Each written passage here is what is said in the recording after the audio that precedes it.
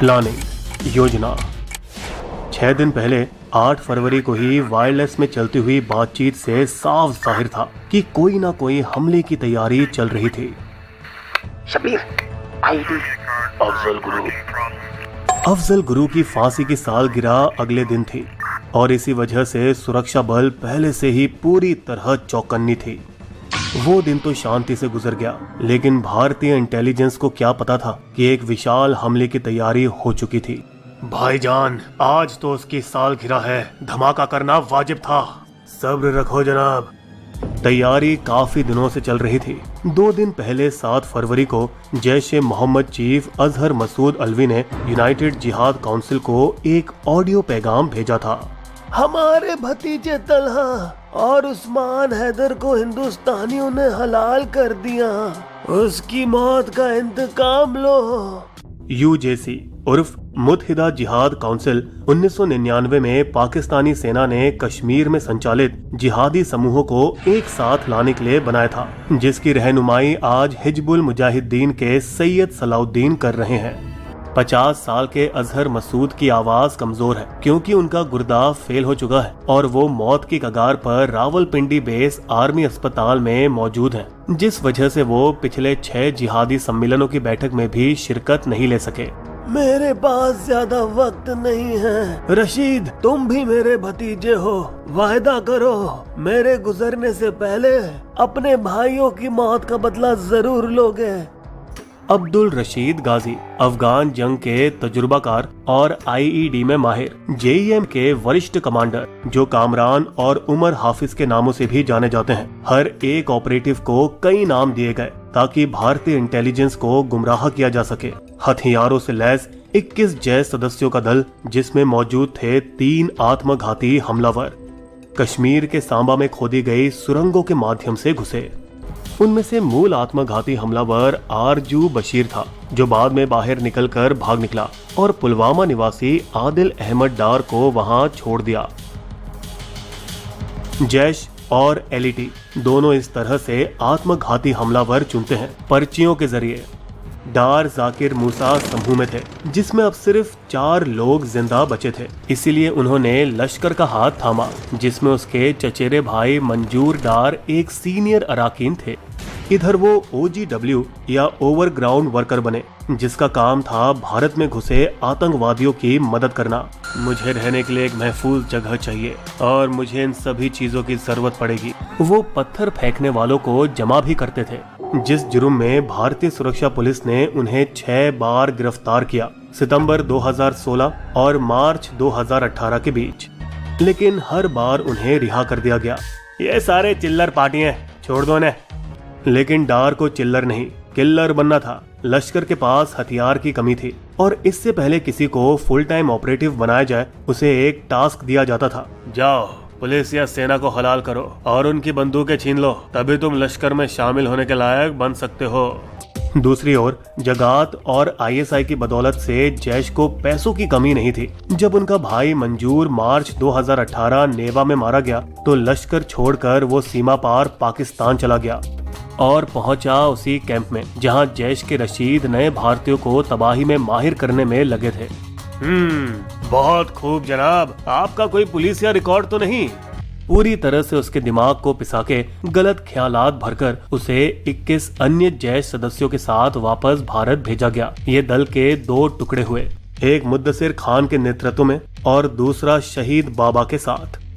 JeM handler और आतंकवादियों के बीच संपर्क शायद P2P सॉफ्टवेयर YSMS से होती रही, जिस पर मोबाइल निगरानी नहीं रखी जा सकती। सेल फोन पर एक रेडियो ट्रांसमीटर जोड़ा जाता है, जिसमें कोई सिम कार्ड की भी जरूरत नहीं होती है। YSMS उस मोबाइल को रेडियो में बदलकर अल्ट्रा हाई फ्रीक्वेंसी द्वारा पैगाम को प्राप्त और संचारित करता है। YSMS 2012 से डार्क वेब पर उपलब्ध है और किसी भी साधारण एंड्रॉइड स्मार्टफोन पर उपयोग किया जा सकता है। इस सॉफ्टवेयर में एंड टू एंड इंक्रिप्शन होने के बावजूद आतंकी संगठनों ने उसे और भी बदला ताकि वो सभी निगरानी उपकरणों से बच सकें। गणतंत्र दिवस पर अफजल गुरु की फांसी की सालगिरह से बस 15 दिन पहले दूसरे आत्मघाती हमलावर शब्बीर मारा गया। डार ने उसकी जगह ली, लेकिन मंसूबे में कोई बदलाव नहीं हुआ और वो लोग एक मारुति इको वैन जो पहले 7 बार खरीदी और बेची जा चुकी थी, इसके अलावा 16 और गाड़ी खरीदी, सब पुराने 1990 से 1996 के बीच रजिस्टर्ड। तहकीकाती दस्ते ने घटना स्थल से मिले कार चेसिस द्वारा गाड़ी के मालिक का पता लगाया। 24 साल के बिजबिहर निवासी और जैश ऑपरेटिव सज्जाद भट्ट, जिसने हमले के 10 दिन पहले ही गाड़ी खरीदी थी। ये लाल रंग वाली मारुति इको कार कितने बेचोगे? पुलवामा के विस्फोट स्थल से केवल 5 से 7 किलोमीटर दूर अंधेरी रात के साय में वैन में मिलिट्री ग्रेड RDX बिठाया गया, तकरीबन 80 किलो। उसके साथ जोड़ा गया एक IED या इम्प्रोवाइज्ड एक्सप्लोसिव डिवाइस, जिसे दूर से या टाइमर के जरिए विस्फोट किया जा सकता है। ये यंत्र कश्मीरी आतंकवादियों में बहुत कम इस्तेमाल किया गया है। फिर आखिर में शहादत का संदेश, जिसे कश्मीरी और उर्दू वीडियो में रिकॉर्ड किया गया, जो कि हमले के तुरंत बाद टेलीग्राम पर रिलीज होना था। इस संदेश में एक शिकायत भी थी अपने उत्तरी कश्मीरियों के खिलाफ, जो ज्यादातर आतंक में कम हिस्सा लेते हैं। हमला। वैलेंटाइन के दिन कुछ दिल टूटने वाले थे। करीब 15 घंटे 14 फरवरी के दिन डार ने कार को जम्मू श्रीनगर राजमार्ग की ओर चलाना शुरू किया। ठीक 12 घंटे पहले 3 बजे CRPF के जवान बसों में सवार हुए, जो जम्मू ट्रांजिट कैंप से श्रीनगर के लिए रवाना होने वाले थे। अहमदनगर के बरनेर तालुका के महासोबा जाब गांव का एक 28 साल का जवान बस में सवार हो चुका था, जब अंधेरे में से आवाज आई, ठक्का बेलकर बाहर आ जाओ, तुम्हारी छुट्टी मंजूर हो गई है। अन्य जवानों ने ताली बजाई और उसे बधाई दी। अच्छा चलता हूँ, फिर मिलेंगे। लेकिन यह आखिरी बार था जब उन्होंने अपने सभी साथियों को देखा।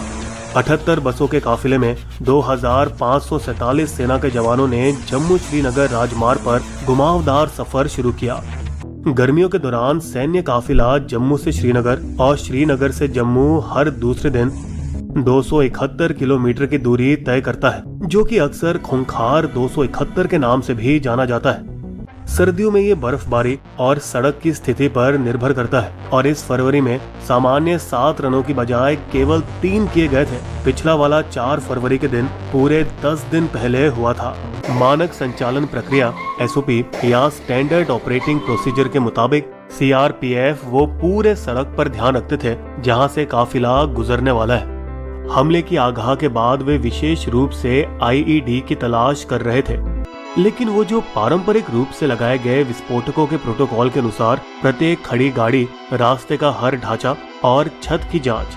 पुलवामा से 50 किलोमीटर पहले जैसे ही काफिला काजी गुंड पहुंचा, उस क्षेत्र में ड्यूटी के लिए निर्धारित 16 वाहन अलग होकर निकल गए।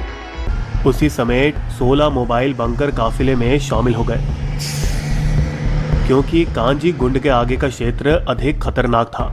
हमले के बामुश्किल 15 मिनट पहले करीब 15 घंटे कुछ युवाओं ने गुजरते काफिले पर पत्थर फेंका, जो कि नजरअंदाज कर दिया गया। सेना की हलचल के दौरान नागरिकों को दिक्कत न पहुंचे, उसका ख्याल रखने की जरूरत पड़ती है। जब सेना पहली बार कश्मीर में